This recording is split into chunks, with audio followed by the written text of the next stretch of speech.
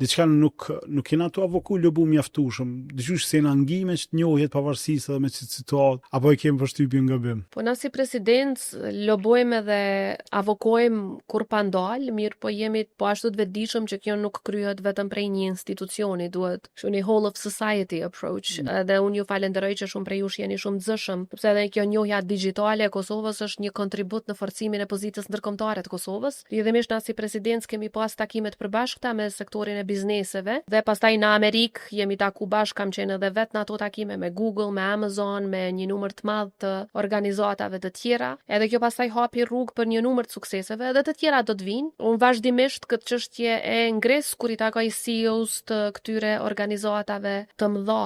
Dhe me ua tregu një shembull, kur ishim në Pallatin Elysee me ftesë të presidentit Macron, ishte samiti për AI dhe prej krejt Ballkanit Perëndimor isha ftuar vetëm unë si politikane. Dhe pastaj ishte zëvendës presidenti i Amerikës JD Vance, dhe një grup i vogël i politikanëve, të tjerët në sallë ishin të gjithë liderët më të mëdhej të botës teknologjisë. Ndoshta ka qenë një prej përvojave më të jashtëzakonshme